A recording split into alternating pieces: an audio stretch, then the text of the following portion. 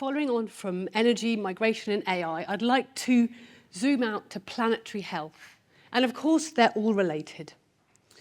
By many measures, human well-being is at an all-time high. Health, wealth, longevity, never have so many had so much.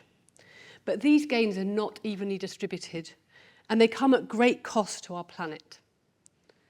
Reports that our Earth is now outside the safe operating space for humanity in terms of climate change, pollution, land use change and biodiversity loss are terrifying and can be crippling. How on earth can we address these issues?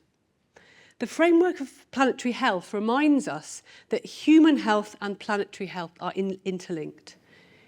If we first consider the impact of breaching planetary boundaries on humanity, the need to act directly to return each to safe operating space is obvious.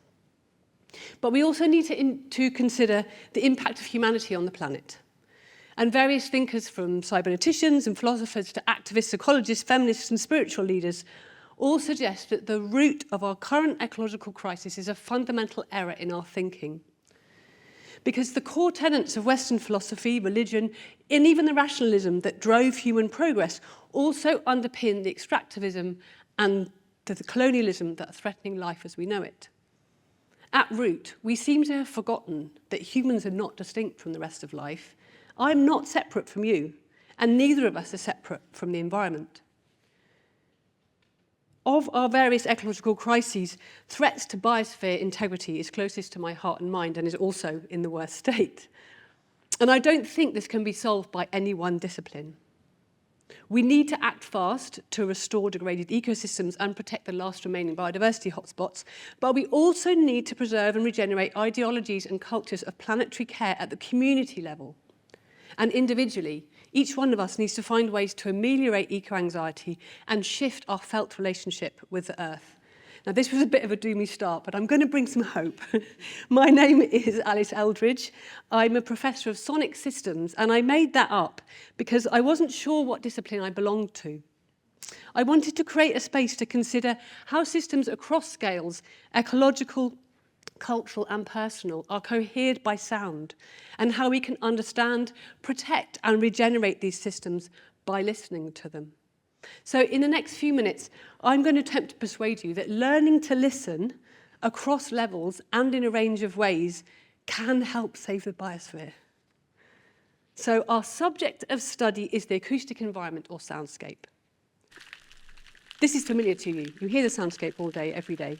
The soundscape emerges from biological, geophysical, and human processes, and is simply the set of sounds perceived in a given place.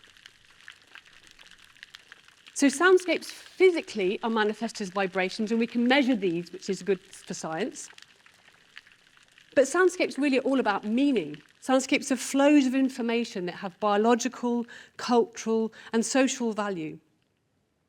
Organisms across the tree of life rely on sound to stay alive. Birds, bees, bats and beetles, whales, fish and frogs all vocalize, and that sound we heard was the sound of a reef. Even coral polyps are sensitive to sound and navigate to the reef through its sound. So let's first turn to the planetary scale issue of biodiversity loss. Many fear that we are now entering the sixth great extinction, but again, there's some good news. Lots and lots of nature recovery projects, locally, regionally, and globally. But in order to make informed decisions, we need to be able to measure the impact of our interventions. And we are operating at scale, right? This is happening all over the world. So we can't just stand in the field and count birds anymore. We need some kind of remote method. Satellite methods are very attractive, but we can't see through the canopy or through the ocean or under the earth. But we can hear.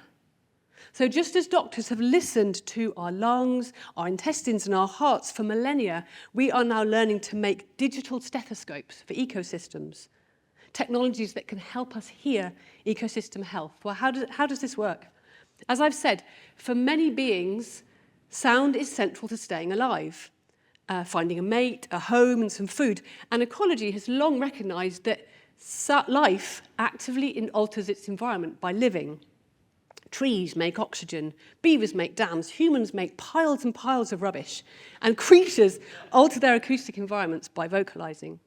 So if you think about that, the corollary is that patterns in the environment, left by things being alive, tells us something about the organisms that are there and their interactions. In other words, the ecosystem. These digital stethoscopes are built from very simple audio recording devices left out in landscapes to record over weeks, months, days and years, or even live stream, think kind of ecosystem baby monitor. Audio recordings are then analysed, and this is the difficult research, to gain insight into the health of the environment. This is now turning from proof of concept to application and is being used in terrestrial, marine, freshwater and even soil ecosystems.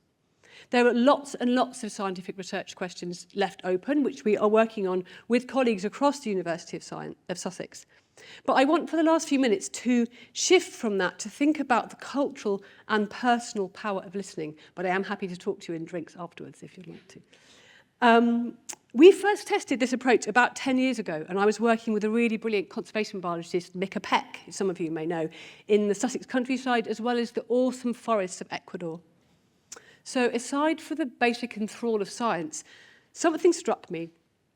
Evolutionary theory in our early data all pointed to this novel idea that ecosystem health could be listened to.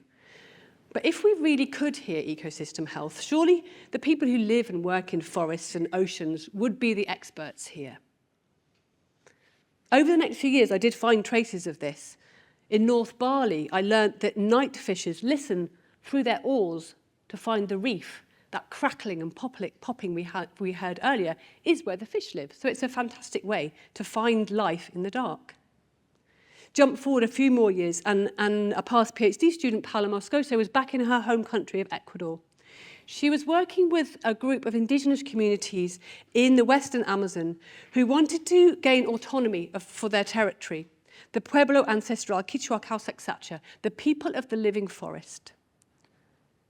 In order to do so, they needed to persuade the government that their biocultural heritage, the space around them, was worthy to be registered in the national register. So rather than the surrounding biodiversity, which is amongst the highest in the world, or their material culture, it was the taki, the sachetaki, the songs of the forest, which the Pax communities wished to have recognised. So during lockdown, we co-developed very simple methods to help them share what sachetaki meant to them with the authorities. What surfaced was an exquisite articulation of the importance of the voices of the forest, not simply to speak of the health of the forest, but to guide them in every aspect of living. These taki carry mundane signals. The call of a sarasapo toad signals the time to plant corn.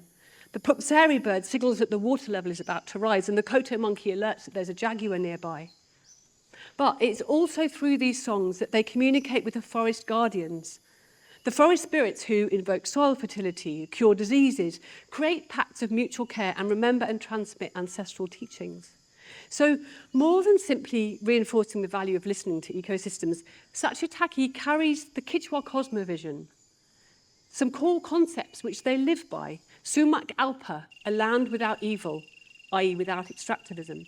Sumak Kause, a life in harmony, the idea that no one can be well unless all beings are well. So perhaps that their territory is a global biodiversity hotspot is not a coincidence. For me then, beyond bolstering faith in the new science of ecoacoustics, this partnership provided insight into worldviews that might help us globally to find paths to planetary health. With wider groups, our next step is to build a network of what I'm calling multi-eared listening, to weave emerging science of ecoacoustics with the traditional ecological knowledge, in part to align future conservation technologies with local needs and ideally avoid a kind of new imperialism, and in part to create bridges to relearn regenerative thinking in the West. But there's a simpler personal message here too. We don't need to be shamanic to feel the connection to the rest of life through sound. Much closer to home in Sussex, I've been experimenting with ways that simple acoustic technologies can bring urban populations back into contact with the wider songs of nature. By creating live audio streams from rewilding projects in Knepp in West Sussex and recordings from our local biosphere, sharing with audiences from all walks of life online, in festivals, in classrooms, and even in a hospice. I've been witnessing the power of sound to reconnect people with the rest of the natural world. This simple visual experience of listening to the rest of life seems to provide a powerful experiential shortcut. Again, there's a lifetime of research to really understand how this works and its long-term impact, but it seems that this simple act of listening helps people to relax the tensions that cut us off from the world.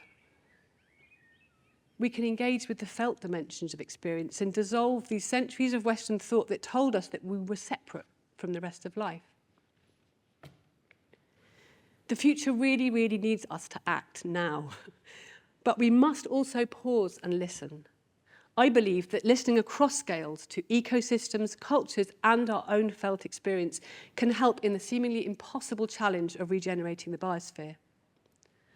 On the one hand, our emerging digital stethoscopes provide vital new technologies to support nature recovery. We need these technologies, but they're not enough. Our next challenge then is to ensure that the next generation of technologies operates in service of the biosphere. And we should act with one ear to the communities who live as nature, in part as an ethical duty, in part because they might help us remember how to listen to our own Sachataki here at home. Thank you.